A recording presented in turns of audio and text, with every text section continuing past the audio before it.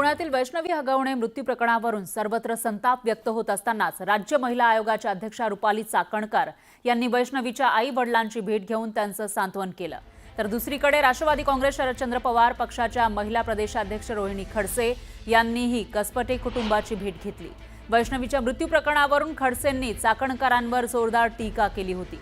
महिला आयोगाने मयुरीच्या तक्रारीची दखल घेतली असती तर वैष्णवीवर ही परिस्थिती आली नसती अशी टीका करत चाकणकर यांच्यावर सदोष मनुष्यवधाचा गुन्हा का दाखल करू नये असा सवाल खडसेंनी केला होता। त्यावर चाकणकरांनीही खडसेंना सडेतोड प्रत्युत्तर दिलं।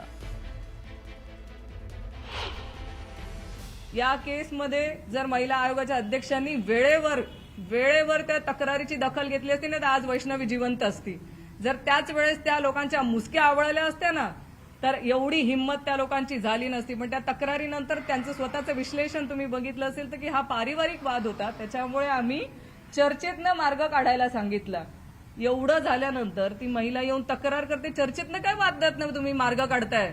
तुम्ही अटक का नाही केली त्यांना? मी म्हणते यांच्यावरती सदोष मनुष्यवधाचा का गुन्हा नोंद करू नये? यांनी यांच्या स्वतःच्या जबाबदारीत नाही मुक्त होऊ शकणार नाहीयेत। रोहिणी खडसेंच्या पीएत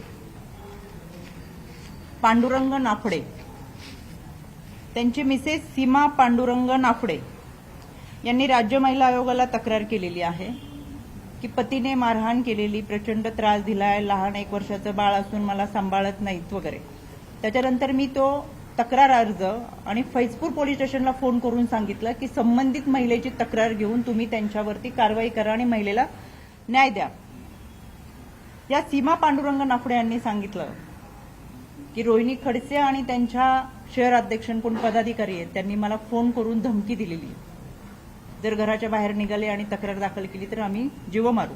त्याच्यामुळे मी स्वतः पोलिसांना फोन करून सांगितलंय फैजपूर पोलीस स्टेशनला की त्या महिलेला पोलीस प्रोटेक्शन द्या, त्यांना जीव मारण्याची धमकी संबंधित लोकांकडून येते आणि अशा पद्धतीची ही मानसिकता, विकृत मानसिकता समाजामध्ये।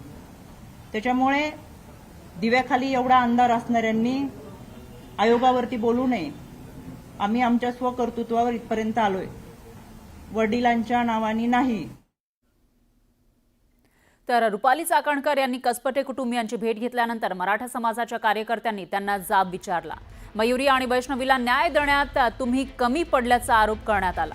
त्याचा व्हिडिओ समोर आलाय, तो शेअर करत रोहिणी खडसे यांनी पुन्हा एकदा चाकणकर यांच्यावर टीकास्त्र डागलं। तुम्ही देऊन टाका तुमच्या ते सांगतात तुमचे नेते आहेत पक्षाचे उपमुख्यमंत्री सगळ्या गोष्टी समाजासाठी चालले 2 मिनिटापासून बोलून टाका ना। या आमच्या भगिनी तुम्हाला इथे जाब विचारणार होत्या, मयुरी प्रकरणामध्ये असू दे इतर प्रकरणांमध्ये आम्ही बोलत नाही। समाज काय रोहिणी खडसेंनी ट्विटमध्ये नेमकं काय म्हटलंय तेही बघूयात। हा व्हिडिओ त्यांनी शेअर केलाय आणि त्यानंतर पुढे लिहितायत, यांची चिडचिड काही थांबेना।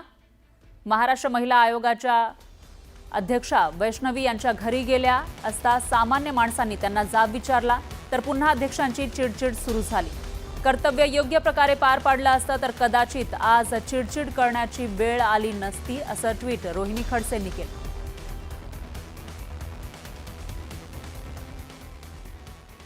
एकीकडे वैष्णवीचा जीव गेलेला आहे, हुंडा बळी ती ठरलेली आहे आणि अशामध्ये दुसरीकडे राजकारण सुरू झाल्याचंही दिसतंय। मात्र या सगळ्यामध्ये वैष्णवीला न्याय मिळणार का आणि तो कधी मिळणार हा सवाल आहे। याविषयी